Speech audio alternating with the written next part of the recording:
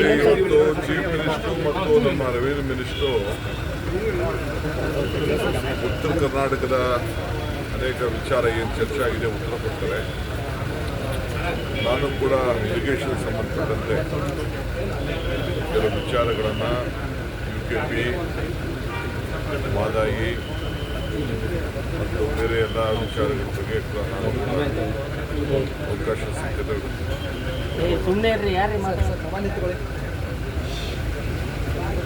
ಭಾಳ ಸಮಾಧಾನಕರವಾಗಿ ನಡೆದಿದೆ.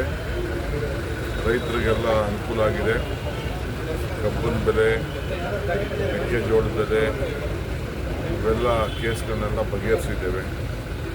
ಸರ್ಕಾರಕ್ಕೆ ಹೊಣೆ ಆಗ್ತಾ ಇದೆ, ಕಬ್ಬಿನ ಫ್ಯಾಕ್ಟರಿಗೂ ಹೊಣೆ ಆಗ್ತಾ ಇದೆ.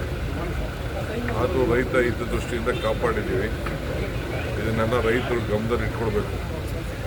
ಈ ಥರ ಸರ್ಕಾರ ಯಾವ ರೀತಿ ಜನಪರವಾಗಿ ಇವತ್ತು ಇಟ್ಕೊಂಡಿದೆ ಅನ್ನೋದು ಎಲ್ಲ ರೈತರು ಇದನ್ನು ಗಮನದಲ್ಲಿ ಇಟ್ಕೊಳ್ಬೇಕು ಅಂತ ಪ್ರಾರ್ಥನೆ ಮಾಡ್ತೀವಿ. ಸರ್, ರಾಜ್ಯದ ಖಜಾನೆ ಖಾಲಿ ಮಾಡಿಬಿಟ್ಟು ಹೈಕಮಾಂಡ್ನ ತೃಪ್ತಿಪಡಿಸಿದ್ದಾರೆ ಅಂತ BY ವಿಜೇಂದ್ರ ಅವರು ಕರೆಕ್ಷನ್ ಕೊಡ್ತಾ ಅಂತ ಹೇಳಿದ್ದಾರೆ. ನೋಡಪ್ಪ, ಇನ್ನು ವಿಜೇಂದ್ರನಿಗೆ ಅನುಭವ ಇಲ್ಲ.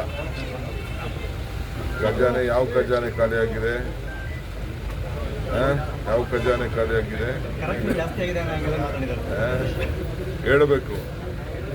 ಅಸೆಂಬ್ಲಿಲಿ ಮಾತಾಡೋಕ್ಕೆ ಹೇಳಿ. ಎಲ್ಲ ತಪ್ಪಿಸ್ಕೊಂಡೆಲ್ಲ ಹೋಗಿ ಎಲ್ಲ ಇರೋದಲ್ಲ. ಬಂದಿರು ಮಾತಾಡಲಿ ಅಸೆಂಬ್ಲಿಲಿ. ಅದು ಯಾವ ಖಜಾನೆ, ಯಾವ ಕಲೆಕ್ಷನ್ನು, ಅವ್ರ ಕಲೆಕ್ಷನ್ನು, ಅವ್ರ ಅಕೌಂಟ್ಗಳು, ಅವ್ರ ಟ್ರಾನ್ಸ್ಫರ್ಗಳೆಲ್ಲ ಬಿಚ್ಚಬೇಕಾ?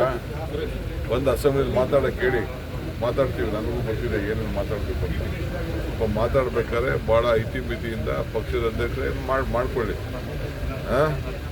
ಏನು ಖಜಾನೆ, ಯಾರ ಕಲೆಕ್ಷನ್ ಏನಾದ್ರು ಇವತ್ತು ಕಿಂಗ್ ಅಂತಂದರೆ ವಿಜೇಂದ್ರ. ಅವ್ರ ಅಪ್ಪನ ಹೆಸರು ಇವತ್ತೇನಾದ್ರು ಇಳಿಸ್ಬೇಕಾದ್ರೆ ವಿಜೇಂದ್ರ. ಅದನ್ನು ಮರಿಬಾರ್ದು.